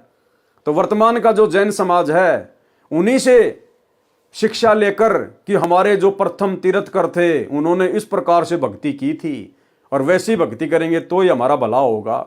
ना भला उनका हुआ, ना भला आपका होने वाला। उनके सिर तथा दाढ़ी के बाल हाथों से नोच नोच कर उखाड़ते हैं। महान पीड़ा होती है। भक्ति में शरीर को अधिक कष्ट देना लाभदायक मानते हैं। इस तरह की साधना तथा विधान निराधार तथा नरकदायक है। मोक्ष तो शौपन में भी नहीं है। मोक्ष तो शौपन में भी नहीं है। अगर इस प्रकार से बाल उखाड़ने से, अरे भाई, दो औरतें किसी बात को लेके आपस में झगड़ने लगें और एक दूसरे के बालों को खींच खींच के नोच नोच के अगर पाड़ पाड़ के फेंकेंगी तो क्या उनका मोक्ष हो जाएगा? क्या ऐसा करने से क्या मोक्ष हो जाएगा?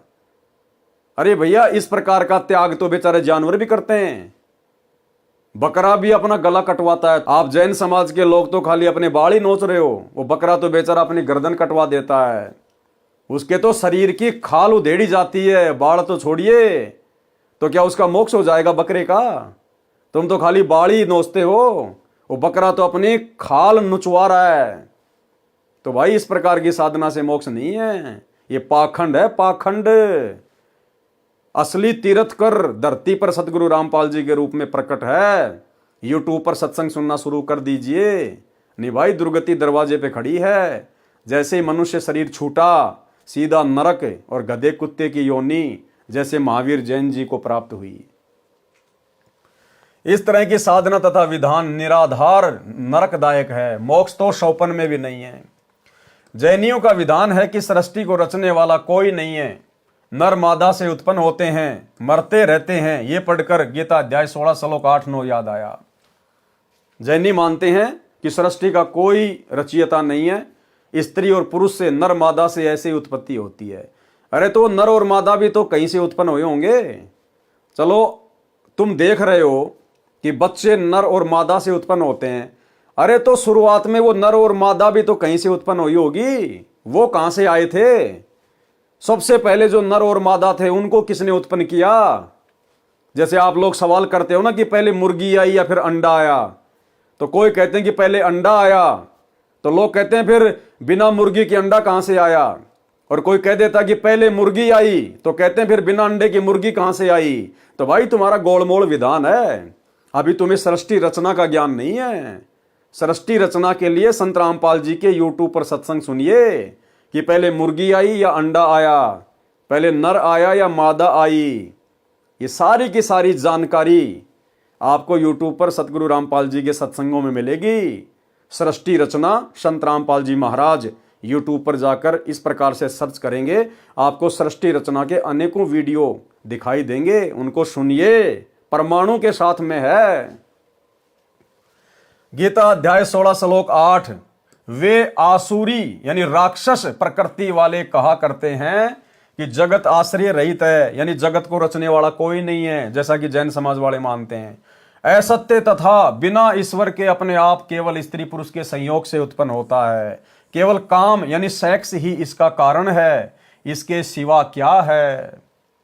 गीता अध्याय 16 श्लोक 9, इस मिथ्या ज्ञान को अवलंबन करके जिनका स्वभाव नष्ट हो गया है, जिनकी बुद्धि मंद है यानी ज्ञानहीन है, सबका बुरा करने वाले यानी भ्रमित करके गलत ज्ञान गलत साधना द्वारा अनमोल जीवन नष्ट कराने वाले, क्रूर कर्मी, सर्व बालों को नोच नोच कर उखाड़ना, निर्वस्त्र फिरना, गर्मी सर्दी से शरीर को बिना वस्त्र के कष्ट देना, व्रत करने के मकसद से कई कई दिन तक भोजन न करना, फिर संथारा द्वारा भूखे प्यासे रहकर देहांत करना, आदि आदि क्रूर कर्म है, बहुत घटिया कर्म है, निंदनीय कर्म है।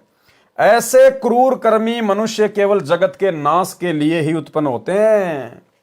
महावीर जैन और जितने भी तीर्थंकर है, ये तो संसार के सत्यानाश के लिए पैदा हुए थे, जो एक समाज को उल्टी साधना के ऊपर लगाकर चले गए, पाखंड मत के ऊपर आधारित करके चले गए।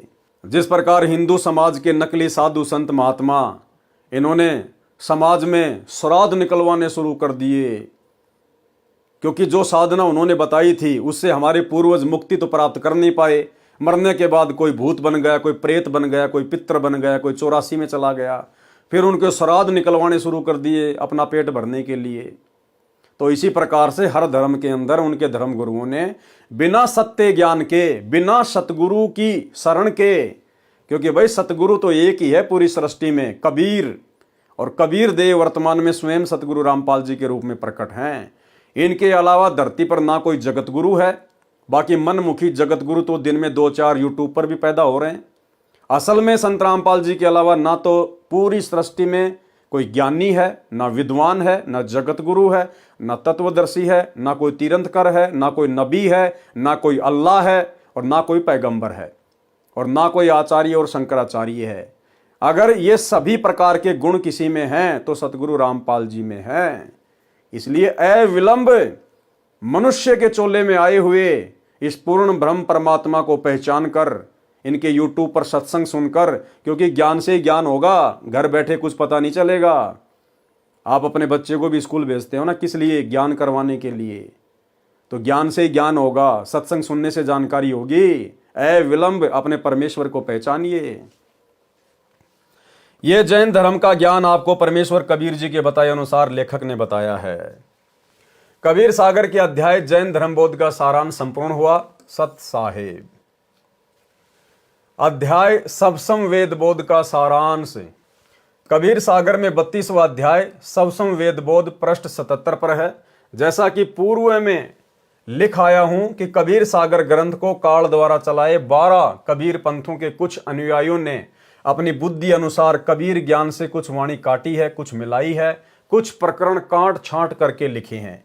यही दशा सबसम वेद बोध में की है। इस अध्याय वाला ज्ञान पहले अनुराग सागर में ज्ञान प्रकाश, ज्ञान बोध, मुक्ति बोध में वर्णित है। कुछ ज्ञान जो परमेश्वर कबीर जी की लीला वाला है वह कबीर चरित्र बोध में है, उसको वहां लिखेंगे।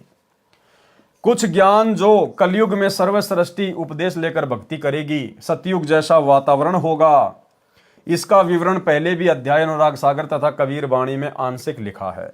यहां पर शब्दार्थ करके लिखूंगा। सबसम वेद बोध पृष्ठ 77 से 86 तक शरीरों की संख्या बताई है, तत्वों तथा उनकी प्रकृति का ज्ञान है। शरीर 5 बताए हैं, यानी 5 प्रकार के शरीर होते हैं।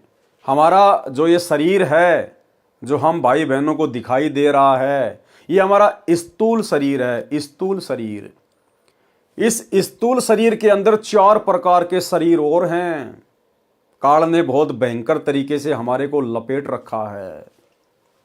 शरीर 5 बताए हैं। नंबर 1 स्थूल शरीर, नंबर 2 इसके अंदर सूक्ष्म यानी लिंग शरीर है, नंबर 3 फिर उसके अंदर कारण शरीर है, नंबर 4 इसके अंदर महाकारण शरीर है, नंबर 5 इसके अंदर कैवल्य शरीर है। जीव के ऊपर इतने सुंदर शरीर यानी वस्त्र डाल रखे हैं। स्थूल शरीर जो हमारा ये शरीर है हार्ड मांस वाला, इसको कहते हैं स्थूल शरीर। इसके अंदर फिर एक सूक्ष्म शरीर है, ऐसा का ही ऐसा, लेकिन उसमें हार्ड मांस वगैरह कुछ भी नहीं है। उसके बाद में कारण शरीर, फिर महाकारण शरीर, फिर कैवल्य शरीर। ये 5 प्रकार के शरीर हमारे को प्रदान किए हुए हैं, इस आत्मा को ढक रखा है। सबसम वेद बोध पृष्ठ 86 से 90 का सारांश। इन पृष्ठों में प्रथम दीक्षा मंत्र बताए हैं। यथार्थ 5 नामों का ज्ञान। ओम श्रियम हरियम सोहम किलियम। ये 5 नाम गायत्री मंत्र के हैं जो प्रथम दीक्षा रूप में परमेश्वर कबीर जी प्रदान करते थे। शब्दों पे ध्यान देना, ये हैं वो 5 मंत्र जिनको कबीर परमात्मा लोगों को दिया करते थे, भक्तों को प्रदान किया करते थे। यानी वर्तमान में हमें गुरुदेव भगवान जो 7 मंत्र देते हैं गायत्री मंत्र में, आज से पहले गुरुदेव भगवान के अलावा किसी भी कबीर पंथ में या आज से पहले कबीर परमेश्वर जी ने किसी को भी 7 मंत्र नहीं दिए, केवल 5 मंत्र ही दिया करते थे जो प्रथम दीक्षा रूप में परमेश्वर कबीर जी प्रदान करते थे। जो चूड़ामणि जी को यही मंत्र परमेश्वर कबीर जी ने दिए थे। धर्मदास जी के पुत्र चूड़ामणि जी को, जिस चूड़ामणि जी को कबीर परमात्मा सतगुरु रामपाल जी ने उत्तराधिकारी बनाया था आगे नाम दीक्षा देने के लिए, उनको केवल 5 ही मंत्र दिए थे। धर्मदास को अधिकारी नहीं बनाया था, धर्मदास को आगे नाम दीक्षा देने का आदेश नहीं दिया परमात्मा ने। तो भाई और बहनों विचार करो, जो परमात्मा का अधिकारी था, उत्तराधिकारी था, जिसको परमात्मा आगे दीक्षा देने का आदेश दे रहे हैं, उस आत्मा को केवल 5 मंत्र ही दिए और आगे भी 5 मंत्र ही देने का आदेश दिया, सतनाम भी नहीं दिया। फिर भला धर्मदास को जो अधिकारी भी नहीं था, भला फिर उसको परमात्मा 7 मंत्र कैसे देते? धर्मदास को भला सार शब्द परमात्मा ने कैसे दिया होगा, जब चूड़ामणि को केवल 5 मंत्र की ही दीक्षा दी, ना सतनाम दिया, ना कोई सार नाम दिया, ना सार शब्द दिया। इसलिए भाई और बहनों, आज से पहले परमात्मा ने केवल एक उदाहरण के रूप में धर्मदास जी को पेश करके कि भाई ऐसे ऐसे 3 चरणों में दीक्षा दी जाती है, प्रथम बार में 7 मंत्र दिए जाते हैं, फिर सतनाम, फिर सारनाम, फिर सार शब्द। हम पिछली पीढ़ी वालों को विश्वास दिलाने के लिए कि कंप्लीट भक्ति का कोर्स ये है, विधि ये है, ऐसे इन 3 चरणों में दीक्षा दी जाती है, केवल हमारे विश्वास को दृढ़ करने के लिए परमात्मा ने धर्मदास जी को निमित्त बनाकर ये बातें कही थी। बाकी धर्मदास जी को परमात्मा ने सार नाम दिया नहीं, प्रथम मंत्र भी कंप्लीट नहीं दिया था धर्मदास जी को, क्योंकि जो उत्तराधिकारी था, जिसको परमात्मा ने उत्तराधिकारी बनाया, चूड़ामणि जी को, जब उनको ही खाली 5 मंत्र दिए थे, तो भला धर्मदास जी जो उत्तराधिकारी नहीं थे उनको कैसे पूरा कोर्स देंगे। जो चूड़ामणि जी को यही मंत्र परमेश्वर कबीर जी ने दिए थे तथा आगे इन्हीं को दीक्षा रूप में देने का आदेश दिया था। ये मंत्र शरीर में बने कमलों में विराजमान 5 देवी देवताओं के हैं। नंबर 1, मूल कमल में गणेश देव है, इनका किलियम जाप है। नंबर 2, अधिष्ठान यानी संत भाषा में स्वाद कमल में सावित्री ब्रह्मा जी है, इनका ओम नाम जाप है। नंबर 3, नाभि कमल में लक्ष्मी विष्णु जी हैं, इनका हरियम जाप है। नंबर 4, हृदय कमल में पार्वती शिव जी हैं, इनका सोहम जाप है। नंबर 5, कंठ कमल में देवी दुर्गा जी हैं, इनका श्रीयम जाप है। किसी भगत भाई बहनों को ये मंत्र सुनकर गलतफहमी ना हो जाए कि भाई मंत्र तो लिखे हुए हैं, क्यों ना हम इन मंत्रों को जाप करने लग जाएं। चाहे कोई संकल्प वाला भाई बहन हो या जो व्यक्ति अभी केवल संत रामपाल जी के सत्संग ही सुन रहा है, लेकिन मर्यादा ना निभाने की वजह से फिलहाल दीक्षा नहीं ले पा रहा, तो उनको लगे कि यार ये मंत्र तो लिखे हुए हैं, क्यों ना हम इन मंत्रों का जाप कर दें। चाहे सुबह से लेकर शाम तक पूरी जिंदगी जाप करते रहना। जब तक अधिकारी से आदेश लेकर, अधिकारी की आज्ञा लेकर और अधिकारी से ही ये मंत्र नहीं लोगे, तब तक ये मंत्र काम नहीं करते, उल्टा नुकसान करते हैं, उल्टा नुकसान। आप बिना किसी डॉक्टर के परामर्श के, बिना किसी डॉक्टर की सलाह के और केमिस्ट की दुकान में जाकर, मेडिकल की दुकान पर जाकर, जहां पर लाखों करोड़ों दवाइयां हैं, आप उनमें से कोई भी दवाई उठा के खाने लग जाओ कि ये तो दवाई तो है, और कहते हैं कि दवाई से रोग कटेगा। अरे भैया, कौन सा रोग कौन सी दवाई से कटेगा, उसके कोडवर्ड होते हैं, वो केवल वही बताएगा जो अधिकारी है, जो जानकार है। तो मनमुखी कोई भी भाई बहन इन मंत्रों का जाप ना करें। अगर संकल्प दीक्षा ले रखी है तो बाकी जो क्रिया हैं मंत्र जाप के अलावा, 3 समय की आरती करना, सत्संग सुनना, मर्यादा निभाना, केवल उन्हीं तक सीमित रहें। गुरुदेव ने बताया ध्यान से सत्संग सुनना भी मंत्र जाप करने में आता है, उतना ही लाभ मिलेगा जितना मंत्र जाप करने वाले को मिलता है। और यदि मर्यादा में नहीं है और मंत्र जाप कर रहा है, वो चाहे नाम उपदेशी हो चाहे संकल्प वाला हो, किसी प्रकार का कोई लाभ नहीं है। तो भाई अधिकारी केवल वर्तमान में ये कंप्लीट मंत्र देने के इस पृथ्वी पर सतगुरु रामपाल जी हैं, और उनकी आज्ञा लेकर या उनके हिसार जेल से बाहर आने के बाद ही आप इन मंत्रों का सही प्रकार से उच्चारण करके लाभ उठा सकते हो। यदि मनमुखी रूप से जाप करोगे, परमात्मा की कृपा से बहुत दूर हो जाओगे। ये 5 नाम हैं जो प्रथम दीक्षा रूप में परमेश्वर कबीर जी दिया करते थे। ये तो केवल भाई बहनों को विश्वास दिलाने के लिए कि जो मंत्र 650 साल पहले कबीर जी दिया करते थे, वही मंत्र वर्तमान में दिए जा रहे हैं संत रामपाल जी के पंथ में, ताकि लोगों को विश्वास हो, क्योंकि ये मंत्र सारे के सारे कबीर सागर में लिखे हुए हैं। गुरुदेव भगवान ने हमें कई बार सत्संगों में दिखाया है। ये 5 नाम है जो प्रथम दीक्षा रूप में परमेश्वर कबीर जी दिया करते थे। इन्हीं मंत्रों का संकेत श्री नानक देव साहिब जी ने अपनी अमृतवाणी में दिया है। एक पुस्तक जो गुरु अमरदास जी द्वारा तेय ताप की कथा में लिखे हैं, बाद में इनको देवी देवताओं के मंत्र पूजा जानकर त्याग दिया गया। यही समस्या धर्मदास जी की 6ठी पीढ़ी वाले के सामने टकसारी पंथ वाले, काल वाले कबीर पंथ के 5वें ने पैदा करके ये वास्तविक मंत्र छुड़वा दिए थे, जो नकली 5 नाम आदि नाम, अजर नाम, अमर नाम, पाताले सप्त सिंधु नाम आदि आदि, जो अध्याय सुमरण बोध पृष्ठ 22 पर अंकित है, दीक्षा में देने लगे। परमेश्वर कबीर जी ने कहा था कि जिस समय कलयुग का दूसरा चरण भक्ति का चलेगा, तब 7 नाम का प्रथम मंत्र दिया जाया करेगा। क्या कहा था परमात्मा ने 650 साल पहले कि भाई जो कंप्लीट प्रथम मंत्र में जो 7 नाम हैं, वो तो जब कलयुग की बिचली पीढ़ी चल जाएगी, भक्ति युग शुरू हो जाएगा, यानी आज का समय, उस समय ये सातों मंत्र दिया करेंगे। इसका मतलब आज से पहले 7 मंत्र किसी को भी नहीं मिले। केवल सतगुरु रामपाल जी ने, इस कबीर परमात्मा ने ही इस कलयुग की बिचली पीढ़ी में ये सातों नाम की दीक्षा अपने भक्तों को देनी थी।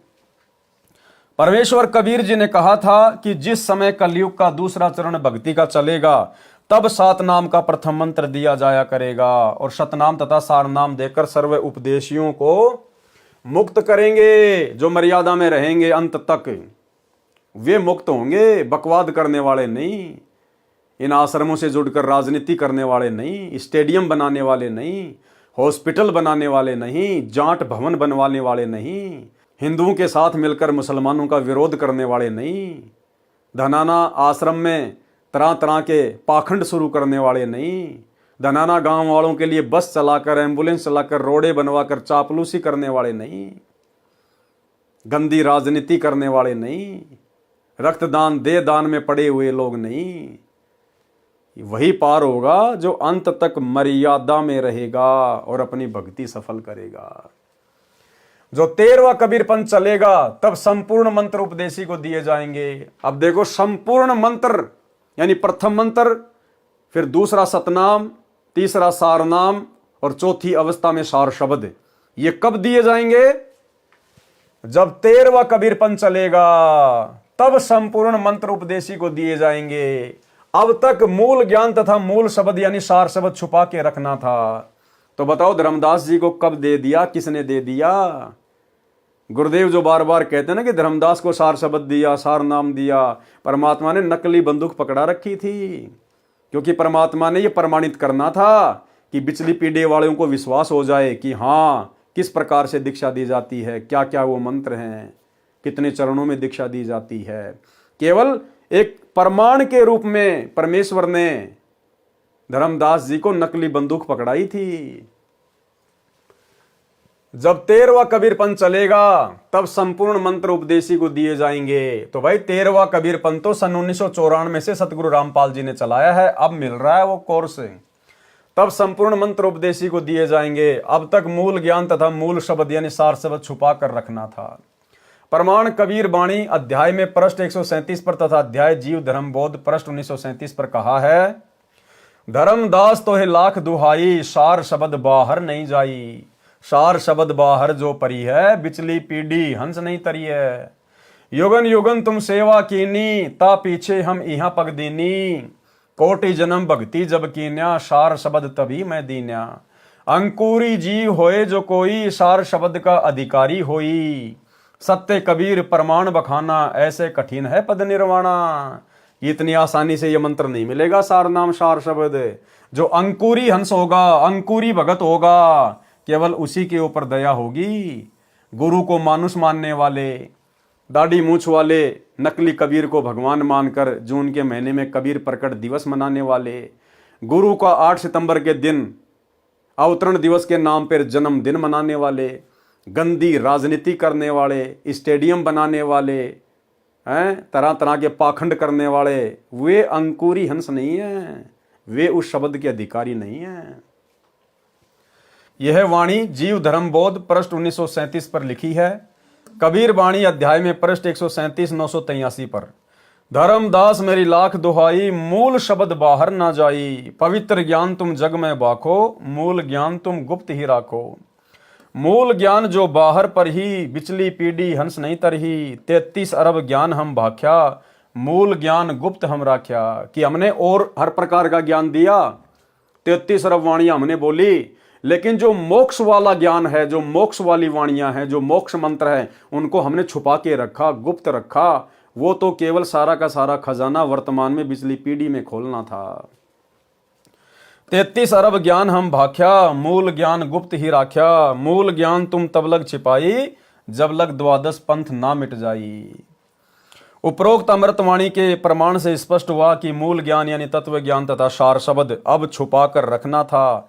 इसी पृष्ठ 137 983 कबीर वाणी में यह भी लिखा है, 12वें पंथ प्रगट होए वाणी, शब्द हमारे की निर्णय ठानी। यानी गरीबदास जी के 12वें पंथ में तो केवल परमात्मा की महिमा की वाणियां ही गाई जाएंगी।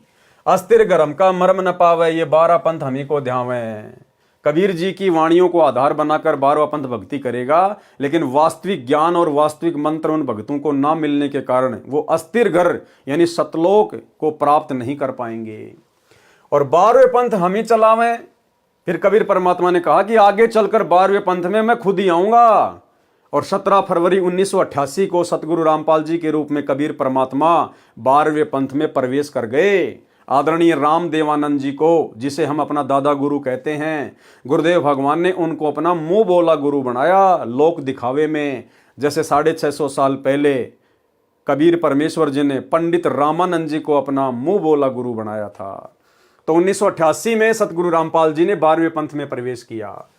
12वें पंथ हम ही चलावें, सब पंथ मिटाकर एक पंथ चलावें। और गुरुदेव ने अब वो वास्तविक सार ज्ञान मूल ज्ञान देकर धोती सी धोके रख दिए सभी धर्मों के सभी धर्म गुरुओं की, आचार्य शंकराचार्यों की। किसी की भी औकात नहीं है शास्त्र आधार से संत रामपाल जी के साथ में ज्ञान चर्चा करने की। तो भाई बहनों, 12वें पंथ उसी दिन समाप्त हो गए थे जिस दिन सतगुरु रामपाल जी ने सन 1994 में दीक्षा देनी शुरू की थी। भावार्थ, 12वां पंथ संत गरीबदास जी का है। प्रमाण कबीर सागर में कबीर चरित्र बोध के पृष्ठ 1870 पर संत गरीबदास जी का जन्म विक्रमी संवत 1774 में सन 1717 में गांव छुडानी में हुआ। फिर उनका पंथ चला। सन 1988 में मुझदास का आध्यात्मिक जन्म संत गरीबदास जी यानी 12वें पंथ में हुआ। अर्थात स्वामी राम देवानंद जी गरीबदास ये संत से मुझे यानी मुझ रामपाल दास को 17 फरवरी 1988 को दीक्षा प्राप्त हुई। अब तक मूल ज्ञान यानी तत्व ज्ञान तथा सार शब्द मूल शब्द छुपाकर रखना था। अब देखो भाई और बहनों, क्या है ऊपरवाणी कि 12वें पंथ हम ही चलावें। धर्मदास जी के माध्यम से कबीर परमात्मा ने 650 साल पहले लिखाया था कि 12वें पंथ में हम ही चलावें, यानी मैं कबीर खुद ही चल के आऊंगा। अब वो कबीर खुद चल के कब आया 12वें पंथ में? 17 फरवरी 1988 को दीक्षा प्राप्त हुई। अब तक मूल ज्ञान यानी तत्व ज्ञान तथा सार शब्द मूल शब्द छुपाकर रखना था। इससे सिद्ध है कि संत धर्मदास जी के पीढ़ी वालों के पास न तो तत्व ज्ञान था और न ही सार शब्द। ये दशा सभी कबीर पंथियों की है। अब जो नया 13वां पंथ चल रहा है, सभी नाम तथा तत्व ज्ञान सार्वजनिक किया जाएगा, यानी सभी को दिए जाएंगे। 7 नाम दिए जाएंगे, 7 नाम दिए जाएंगे। इसका मतलब आज से पहले 7 नाम किसी को नहीं दिए। 7 नाम तथा 5 नामों का प्रमाण कबीर सागर में ज्ञान स्थिति बोध पृष्ठ 85 तथा पृष्ठ 86 पर है। पृष्ठ 85 पर क्या लिखा है? मूल शब्द गुप्त है सारा। वो मूल शब्द, प्रथम मंत्र भी मूल शब्द है, सतनाम भी मूल शब्द है और सारनाम भी मूल शब्द है। क्योंकि सतनाम का मतलब होता है सच्चा नाम, तो प्रथम मंत्र भी देवी देवताओं का सच्चा नाम है और सतनाम जो 2 अक्षर का है वो तो है ही सतनाम, और जो सारनाम है वो भी सतनाम है, सच्चा नाम है। सतनाम का मतलब सच्चा नाम। तो मूल शब्द गुप्त है सारा, बिरले पावे शब्द हमारा। कोई बिरले भगत होंगे, कोई बिरला ही आत्माएं होंगी जो इस कलयुग की बिचली पीढ़ी में वो कंप्लीट कोर्स भक्ति का अपने सतगुरु से प्राप्त करेंगी। और बिरले कौन होंगे भाई और बहनों? क्योंकि एक ही गलती रही हमारी आज से पहले, हमें अनंत बार ये कबीर परमात्मा मिला, हमें अपनी शरण में लिया, भक्ति दी, लेकिन एक कमी के कारण हम लोग सतलोक नहीं जा पाए।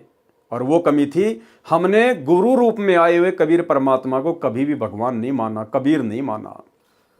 उनको केवल अपना गुरु माना और ब्रह्मा विष्णु महेश की भक्ति में लगे रहे। 650 साल पहले भी हमने यही गलती की, गुरु मान लिया कबीर जी को और भगवान गोविंद मानते थे ब्रह्मा विष्णु महेश को। इस कलयुग की बिचली पीढ़ी में ये गलती करने वाला कभी मोक्ष प्राप्त नहीं करेगा। और ये गलती वर्तमान में सतगुरु रामपाल जी की 90% संगत कर रही है, उनके तत्व ज्ञान को गहराई से ना समझकर, साध संगति से ना जुड़ने के कारण, साध संगत वाले भाई बहनों से राग द्वेष ईर्ष्या रखने के कारण। क्योंकि वर्तमान में वो संगत अपने गुरु को पहचान नहीं पा रही कि ये कबीर परमात्मा खुद धरती पे प्रकट है। जैसे 650 साल पहले धर्मदास जी नहीं समझ पा रहा था, 64 लाख नहीं समझ पाए, सब फेल हो गए। वर्तमान में गुरु को कबीर जी के रूप में संगत नहीं मान रही है, नहीं पहचान पा रही है। और भगवान किसको मानती है? दाढ़ी मूंछ वाली मुर्दा फोटो को। जो कबीर जी की समझे जाने वाली फोटो है, दाढ़ी मूंछ वाली, उस कागज के टुकड़े को कबीर मान रही है संगत। इन आश्रमों में जून के महीने में उसको कबीर प्रकट दिवस मनाया जाता है। उस कागज के टुकड़े का, नकली कबीर का तो कबीर प्रकट दिवस, और अपने गुरु का जो कि असली कबीर है 8 सितंबर के दिन उसका जन्मदिन मनाया जाता है अवतरण दिवस के नाम पे। तो कैसे मोक्ष प्राप्त करोगे? वही गलती करते आ रहे हो और वही गलती तुम आज भी कर रहे हो। इस गलती से छुटकारा यदि वर्तमान में किसी को मिला है, पूरी पृथ्वी पर, पूरी सृष्टि में, केवल सत्सेवक भाई बहनों को, साध संगति से जुड़ी हुई आत्माओं को। हमने अपने गुरु को ही अपना इष्ट मान लिया, अपना भगवान, अपना कबीर मान लिया, और वो दाढ़ी मूंछ वाली कबीर जी की नकली फोटो, मुर्दा फोटो, वो कागज का टुकड़ा हमने फाड़ फाड़ के सोशल मीडिया पर वीडियो बना बना के आप लोगों को भी समझाना चाहा। हम सत्सेवकों के घरों में, हमारे दरबार में, हमारे गले के लॉकेट में कभी भी आपको वो दाढ़ी मूंछ वाली कबीर जी की नकली भगवान की फोटो देखने को नहीं मिलेगी। केवल एक असली परमात्मा सतगुरु रामपाल जी की ही फोटो मिलेगी।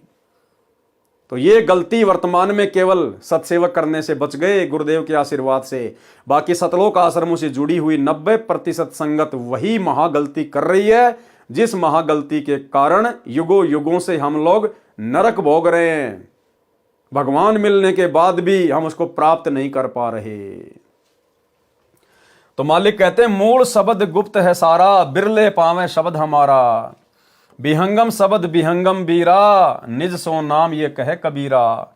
सातू नाल जो आए बिहंगा, बिहंग ताल आही जल रंगा। परस 86 पर क्या लिखा है? सोई सिद्ध संत है भाई, सोहम नाल चीन जिन पाई। 5 नाम ताही को परवाना, जो कोई साधु हृदय में आना। यही सप्त नाल है सही, यही हंस नाम रिवही। सप्त नाल के सातु नामा, बीर बिहंगम करे सब कामा। कबीर सागर में, अनुराग सागर अध्याय में पृष्ठ 72 पर 5 शब्द कहीं दल फेरा, पुरुष नाम लीन्यो तिहि वेरा। उपरोक्त अमृतवाणी में 5 तथा 7 नामों का संकेत है और शमशम वेद बोध पृष्ठ 86 पर प्रकट लिखे हैं। जो र रम तथा रो रोम है, ये सांकेतिक है। नामों का लाभ क्या है? पृष्ठ 87 पर सप्तम वेद बोध में सोहम नाम के जाप का लाभ बताया है। सोहम बीज को अंकुर ज्ञाना, आल बाल भक्ति मैसाना। भावार्थ, सोहम मंत्र का जाप पूर्ण संत से लेकर करने से आल बाल अर्थात ओली बोली यानी अथाह भक्ति जमा होती है। पृष्ठ 89 सप्तम वेद बोध में लिखा है कि हरियम स्थिति बीज पृष्ठ हुई, आल बाल तिहि माया होई। भावार्थ, हरियम नाम के जाप से आल बाल यानी अथाह धन माया हो जाता है। आप जी को बताया है कि परमेश्वर कबीर जी ने स्पष्ट कर रखा है कि मूल ज्ञान पहले नहीं बताया, उसमें अधूरा ज्ञान बताया है। यानी पहले किसी को मूल ज्ञान नहीं दिया, केवल अधूरा ही ज्ञान, अधूरा ही नाम दिया जाता था। उसमें अधूरा ज्ञान बताया है। सार नाम तथा मूल ज्ञान अब स्पष्ट किया जा रहा है। पृष्ठ 91 पर सप्तम वेद बोध पर अस्पष्ट सत्य नाम भी लिखा है। जाते ओहम पुरुष भय अंसा, ओहम सोहम भय द्वय अंसा। पृष्ठ 92 से 107 तक सृष्टि रचना का अधूरा ज्ञान है। सृष्टि रचना का संपूर्ण ज्ञान पढ़ें इसी पुस्तक कबीर सागर का सरलार्थ के सारांश में, पेज नंबर 603 से 670 पर, जो कि आगे आएंगे वीडियो। पृष्ठ 105 106 पर बताया है कि जीव जिस योनि से मानव शरीर प्राप्त करता है उसका कैसा स्वभाव होता है, इसको पहले बताया जा चुका है। सप्तम वेद बोध पृष्ठ 108 तथा 110 पर काल जाल बताया है कि काल कैसे तीनों देवताओं से अपनी सृष्टि को चलवा रहा है, यह पहले के अध्याय में वर्णन हो चुका है। सप्तम वेद बोध पृष्ठ 111 पर तपतशिला पर जीवों से वार्ता। तो भाई और बहनों, आज के वीडियो में गुरुदेव भगवान के आशीर्वाद से केवल इतना ही। कल रात्रि 8 बजे दास के Facebook page Pawan Das is live के ऊपर जो लाइव वीडियो चलेगा वो फिर यहाँ से शुरू होगा कि तपतशिला पर परमेश्वर की जीवों के साथ में वार्ता, काल के साथ में वार्ता। तो भाई और बहनों, गुरुदेव भगवान के आशीर्वाद से आप और हम सभी भगत भाई बहनों ने इस भक्ति काल में जिस समय काल का बुरी तरह से पहरा है। काल ने आश्रमों से जुड़ी हुई संगत को जबरदस्त तरीके से अपनी जंजीरों में बांध रखा है। किसी भी भगत भाई बहन की बुद्धि को ओपन नहीं होने दे रहा है। दिन रात प्रयास करके गुरुदेव भगवान समझा रहे हैं। हिसार जेल में बैठकर भी 1-1 घंटे के सत्संग हर सप्ताह दे रहे हैं। इधर से परमेश्वर ने साथ संगत वालों को खड़ा करके कई हजारों की संख्या में वीडियो बनवा दिए, प्रत्येक रहस्यों को उजागर करवा दिया। अपने कर कमल से लिखित पुस्तकों के ऊपर वीडियो बनवाए जा रहे हैं। फिर भी उन भाई बहनों की आंखें नहीं खुल रही हैं, तो उनके ऊपर काल का जबरदस्त पहरा है। सतगुरु रामपाल जी के बेटा बेटी भाई बंधु रिश्तेदार कोऑर्डिनेटरों के रूप में काल बैठा हुआ संगत के सिर पर। आप और हमारा सौभाग्य, परम सौभाग्य, जो परमेश्वर ने आप और हमें ऐसे भयंकर जंजाल से निकालकर साथ संगति से जोड़ दिया, और आप और हमें ये सारी की सारी बातें बिल्कुल शीशे की तरह साफ साफ दिखाई दे रही हैं।